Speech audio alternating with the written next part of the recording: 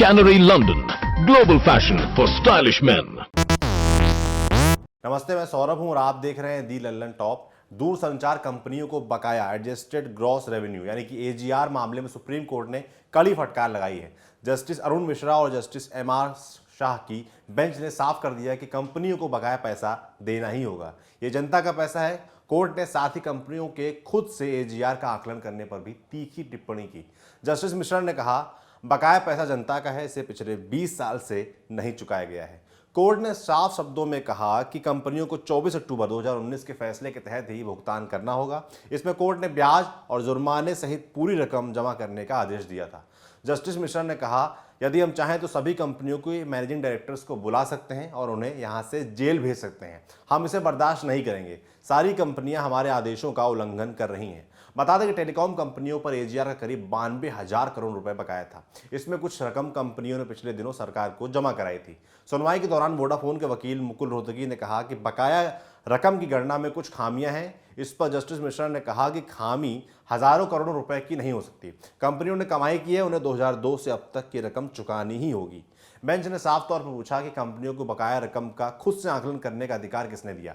बकाया रकम का दोबारा आकलन करना कोर्ट की अवमानना है। इसके जरिए देश को गुमराह किया जा रहा है, हर चीज का मजाक बनाया जा रहा है। जस्टिस मिश्रा ने सुनवाई के दौरान कहा कि यह मामला कोर्ट के सम्मान का है। कंपनियां खुद को धरती पर सबसे ताकतवर समझती हैं। अगर किसी को लगता है कि वे ताकतवर हैं या हमें दबा सकते हैं तो वे गलतफहमी में हैं। कोर्ट ने इस मामले में सरकार को भी खूब सुनाया। कहा कि पहले तो सरकार ने एजीआर की रकम के लिए एड़ी चोटी का जोर लगा दिया था, अब यह ब्याज की रकम भी माफ करने को तैयार है।